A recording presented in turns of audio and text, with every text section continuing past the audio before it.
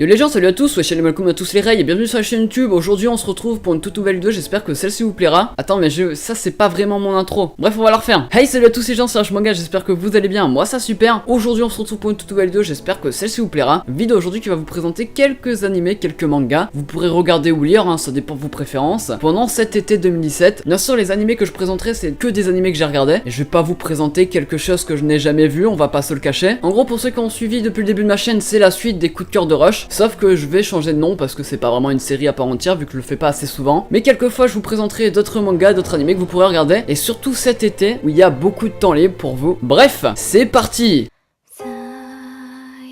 Guilty Crown, c'est un animé drame psychologique romance diffusé en 2011 et 2012. L'animé est bien sûr terminé, vous pouvez le regarder entièrement. Il commence en 2039, soit 10 ans après l'apparition d'un virus apocalypse. 2039 c'est la date de l'animé dans l'histoire, on va pas se le cacher, que t'avais compris depuis le début. L'événement se fait appeler le Lost Christmas, avec mon accent anglais. Après cet événement, c'est une organisation appelée le GHK qui prend le contrôle du Japon car ils ont eu un facteur important lors de cet apocalypse. Nous allons suivre l'aventure d'Umashu, un lycéen de 17 ans qui pour lui la vie n'avait aucun sens. Il avait pas confiance en lui, etc.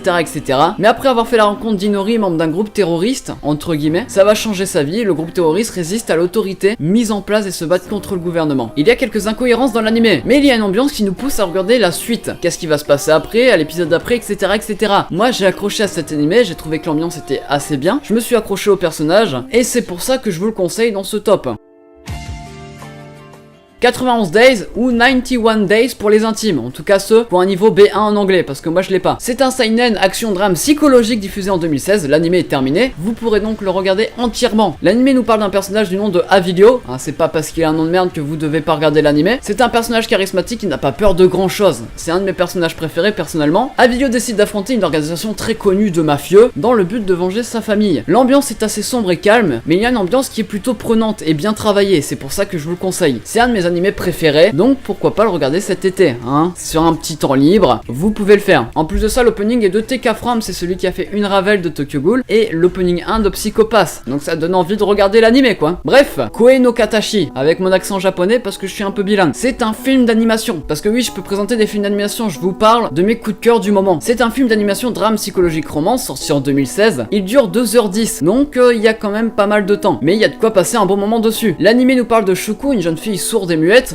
parce qu'elle a pas vraiment de chance dans la vie, qui se fait harceler par un garçon appelé Shuya. La jeune fille a été forcée de quitter l'établissement à cause de ses harcèlements à répétition. Des années plus tard, Shuya, qui est le garçon, si vous avez oublié, apprend la langue des signes pour dire un mot à Shuko, mais il savait pas que son histoire allait commencer à ce moment-là quand il allait la rencontrer. Si je vous le propose, c'est parce que j'ai trouvé que le scénario était vraiment ouf. Il y a des émotions qui font passer dans ce film d'animation qui sont vraiment bien et c'est pour ça que je vous le propose. C'est un truc que vous pouvez regarder en famille ou pourquoi pas avec votre copine, on va pas se le cacher. Et en plus de ça, les OST sont vraiment prenantes et colle bien avec l'histoire. Kimi no Nawa, parce que je parle un peu japonais, donc voilà. C'est un drame mystère romance School Life, c'est un film d'animation sorti en 2016. Je pense que vous le connaissez ou alors sous le nom de Your Name. C'est mon film d'animation préféré, je trouvais que le truc était ouf, mais je vais vous dire tout ça après la présentation. Le film d'animation nous parle de deux lycéens, une du nom de Mitsuya qui habite dans une petite ville dans les montagnes. Sa vie ne lui convient pas trop, donc elle souhaite pouvoir habiter à Tokyo. Ça nous parle aussi d'un lycéen du nom de Taki qui habite à Tokyo, mais un jour il fait un rêve dans lequel il rentre dans la peau d'une jeune fille qui vit dans une ville en montagne, comme par hasard. Mitsuya, quant à elle, fait le même rêve, mais elle, c'est de vivre dans la peau d'un garçon qui vit à Tokyo. Donc là, vous verrez vraiment pourquoi c'est ça. Bref, c'est alors que l'intrigue commence. Pourquoi je vous propose ce film d'animation? Alors tout d'abord, parce que si la vie serait un manga, ça serait bien que ça serait lui,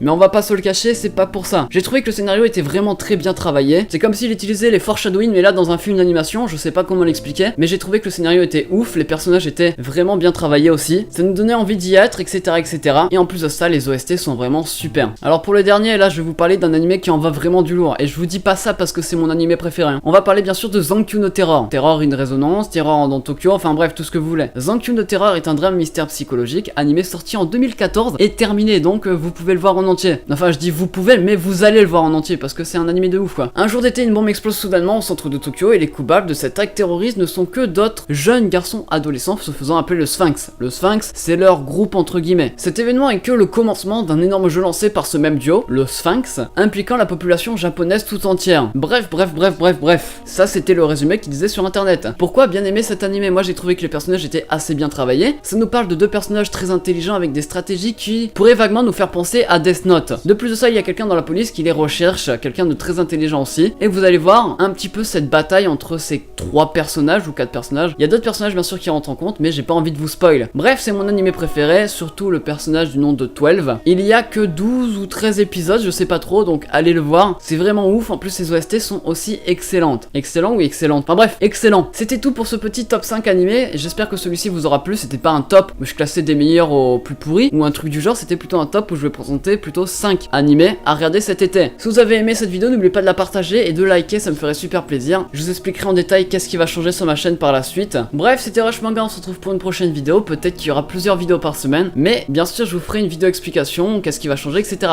On se retrouve la prochaine fois, je vous dis à la prochaine, allez ciao, bye bye.